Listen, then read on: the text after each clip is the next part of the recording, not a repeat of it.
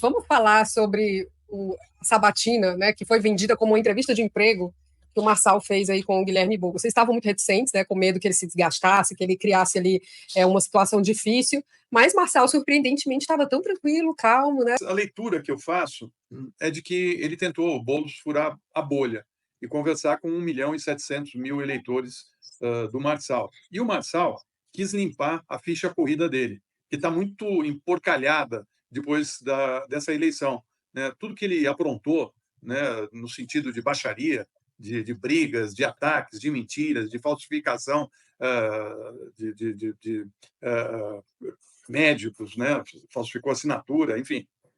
Ele queria limpar por quê? Porque ele pretende, continua falando nisso, que ele pretende ser candidato à presidência da República. E disse até que ele imagina que vai ter que enfrentar o Boulos em breve, numa campanha presidencial. Ele estava extremamente comportado, educado. Foi uma entrevista fazendo, pô, mas estou vendo um outro sujeito, não é aquele da campanha, aquela baixaria, né? Em Roma, numa casa que parece ser uma casa de gente muito rica, né? E estava ali com a sua família, enfim, querendo limpar a sua ficha, porque a gente que é jornalista sabe que tem campanha que a pessoa perde, mas ganha. Eu explico. Porque ele sai com uma imagem melhor. Por exemplo, a Tabata sai dessa campanha maior do que ela entrou, porque ela foi uma candidata correta, fez suas propostas dela. Você pode concordar ou não com ela, mas ela teve uma postura, né? O Boulos também pode sair dessa campanha maior do que entrou. Ele está ali tentando formatar seu nome, uma ligação com o eleitorado, principalmente de São Paulo. E eu achei que para ele foi bom, foi muito bom. Para o Marçal foi ótimo, né?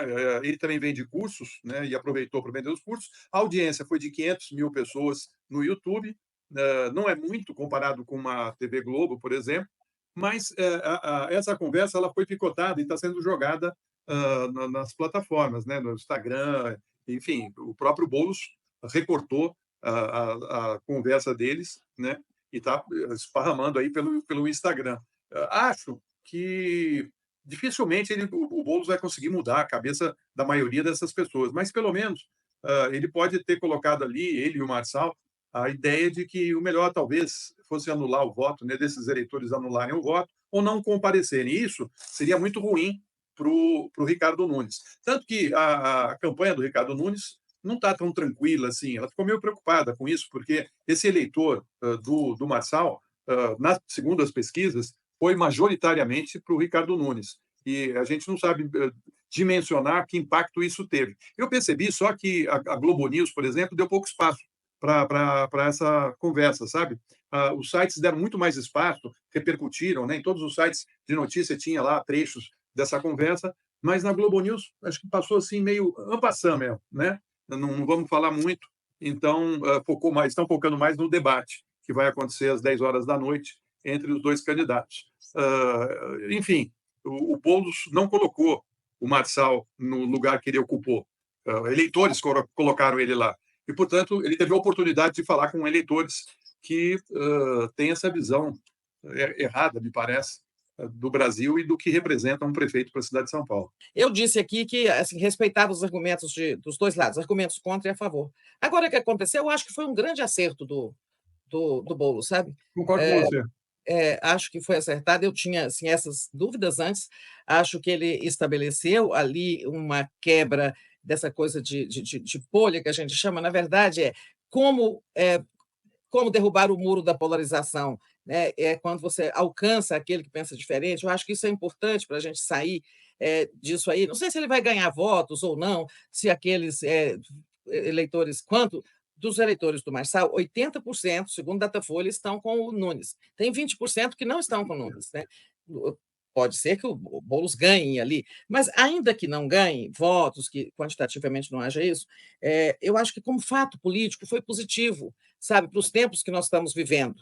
Acho que foi bastante assim, exemplificador de que a gente pode ter outro tipo de prática, de convivência entre as diferenças, e ele mudou, ele era outra pessoa, né? O fulano, o Marçal. Está querendo limpar a barra? Tá. Ele usou isso para melhorar a sua performance, sua imagem, e o Boulos usou ele também para tentar chegar ao eleitorado dele. Mas eu acho que é progressivo, é progressista isso, a gente sabe, conseguir criar novas formas de relacionamento na política. E quanto à legitimidade, eu acho que legitimado ele já foi, porque a Justiça Eleitoral não fez o que devia ter feito, ter tirado ele da campanha mais no começo. Então, o sujeito que já teve 1 milhão de votos, se ele, com as práticas que ele teve, eu acho que realmente ele não se credencia.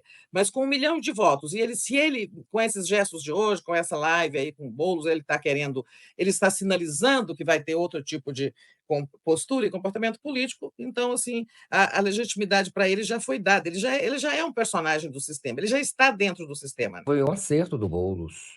E aí a gente tem que avaliar sobre que aspecto? Sobre o aspecto eleitoral, foi um acerto. Da campanha eleitoral, foi um acerto. Se isso legitima o Marçal, nesse caso, de fato, legitima, mas como é que vai fazer campanha eleitoral sem debater com o outro lado, sem debater com as pessoas que pensam diferente, que agem diferente? Não tem outro jeito. Qualquer campanha eleitoral acaba inserindo, a gente sabe, personagens bizarros, como Jair Bolsonaro. Nem por isso se evitou ou deixou de conversar com Jair Bolsonaro na hora que foi necessário, na hora que a oportunidade apareceu. Então, talvez haja também um progresso, né? Um progresso. Pelo menos do Boulos, eu acho que houve um progresso. Eu sinto ele falando muito mais de uma maneira muito mais segura, popular, convicta, de quem quer ganhar. Eu senti isso.